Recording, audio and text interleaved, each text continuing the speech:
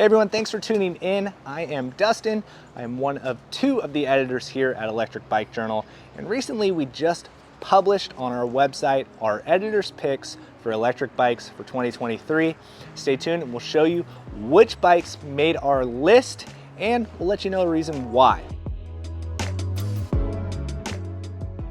Well, for those of you that have joined us on our journey here at Electric Bike Journal and have subscribed to the channel, thank you very much. And for those of you that are new and maybe just found this video because you're looking for a great e-bike to purchase this winter season, welcome. We are Electric Bike Journal, and we have a partner website as well as our channel here on YouTube that you can follow along.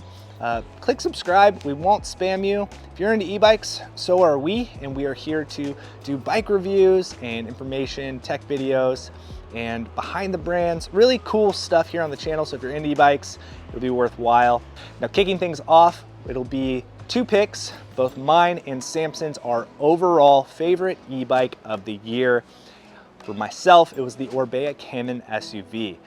Without getting too deep into it, this is a hardtail, kind of do everything electric bike. The SUV factor of that translates very much so into the automotive world of a sport utility vehicle. For myself, living in a city, but a more rural city, it is easy to get out onto backcountry roads, disappear, and be out in the mountains quickly. And I find myself riding electric gravel bike often for that case, or loading up the mountain bikes, driving over to the mountains and riding them there. The Canyon SUV filled that void for myself as something that I could use the pannier rack or throw a backpack on, rip around town, run some errands, grab a few groceries and get back home, or pack it out and go out in the hills for the day and not show up until after dark. It has a Shimano EP801 drivetrain. It's a class 3 electric bike. The model we have has the Shimano XT drivetrain, Magura brakes, and the Schwalbe Johnny Watts tires on there. We did switch those out for the Johnny Watts 365 to have a more all-round, year-round capable tire rubber compound, just to have more traction, but it's pretty much the same tire, just a little bit more supple and adaptive to colder temps like this. Next up is Samson's overall pick of the year, and that would be the Canyon Proceed on CF8.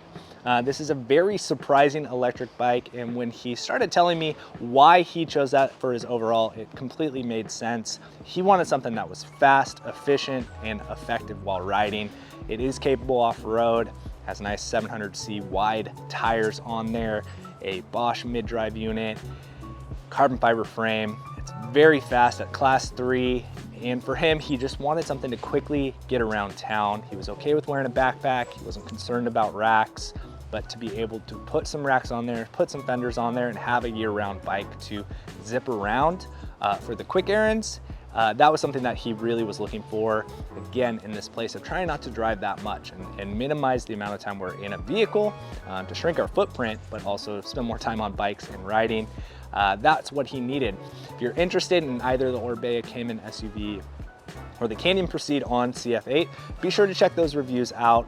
They're on the website. We have videos here on the channel. Those are our super, super rad bikes, and they might come in at a little bit higher price point, but these are premium, high quality bikes built to a very, very high standard, and the performance of them really delivers great warranties, great service, great customer service. These bikes are built very well from two very reputable companies, Canyon and Orbea. So be sure to check those out. Now, moving a little bit quicker through the rest of our list here are a handful of our combined picks for a few specific categories of riding. We'll start with our favorite commuter bike, and that would happen to be another Orbea. This is the Orbea Vibe.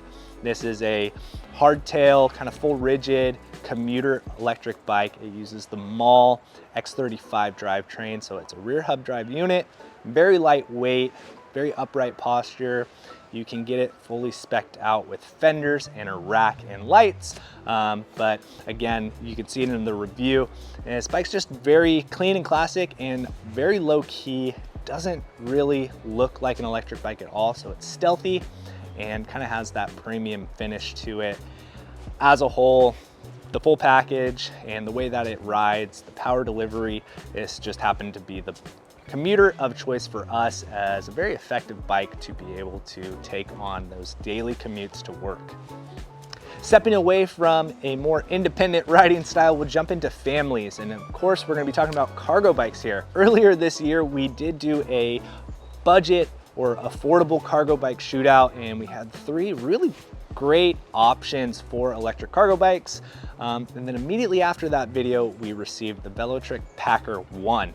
And we've decided that if that would have been there sooner, it probably would have been our specific choice elect bike for the best budget electric cargo bike. The Lectric platform is very clean, simple. The whole package finish of this bike is aesthetically pleasing. It's comfortable to ride. It has a really great app interface. You can track it. You have a mixed wheel size, front suspension, good brakes. It's a really great package. They thought everything through, and they're trying to create a solution for families that isn't a lot of money. Not every family can afford another $6,000, $7,000, $8,000 bike.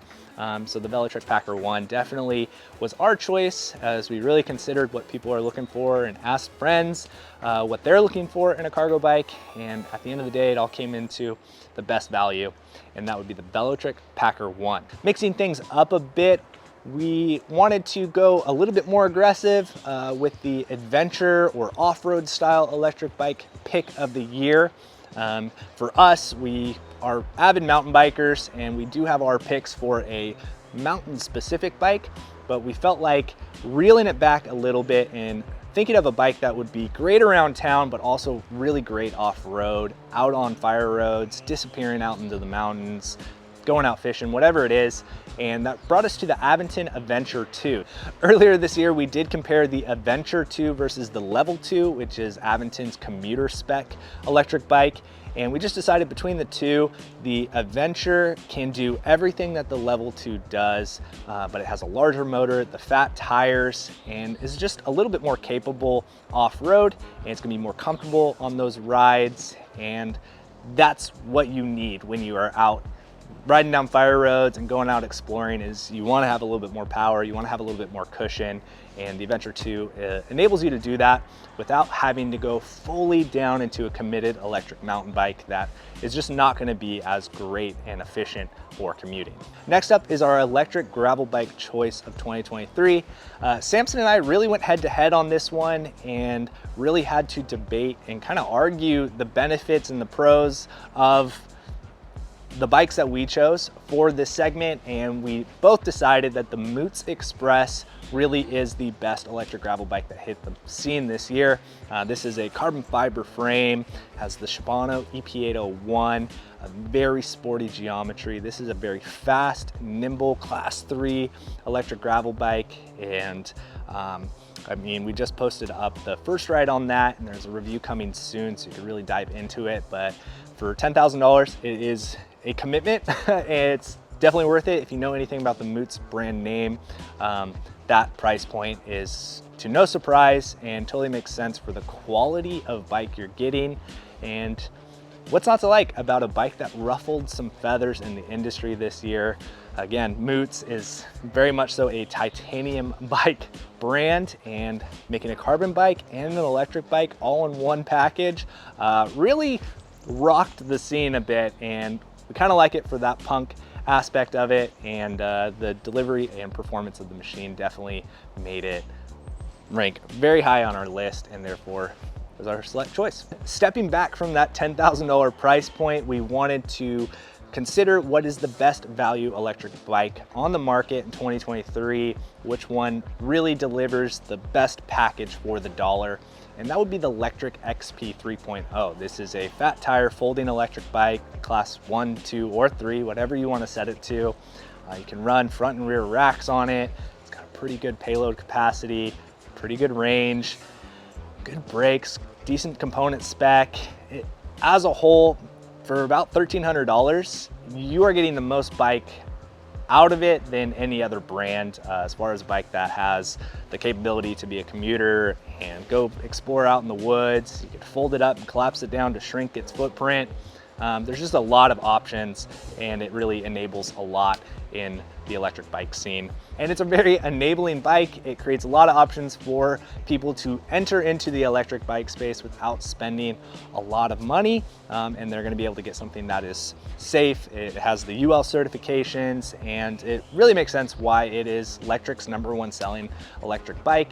And I'm sure it's one that you've seen come across your dashboard a few times. Well, those are our select picks for 2023. As you can see, it's a wide range from $10,000 down to about $1,000. Mid-drive bikes, hub drive bikes, fat tire, skinny tire. We really wanted to show a good collection here and find a bike that really fits a lot of different audiences. There were 2 bikes that we couldn't quite place, but we felt that they were worth mentioning, especially for their price point and what you're getting at. It's the Ride One Up Roadster V2 Gravel Edition. This is a single speed belt drive, class 3 electric bike, flat bar, mechanical disc brakes. There's not really a lot going on it. It's just fun. It's one of the electric bikes I've ridden the most this year, just zipping around town.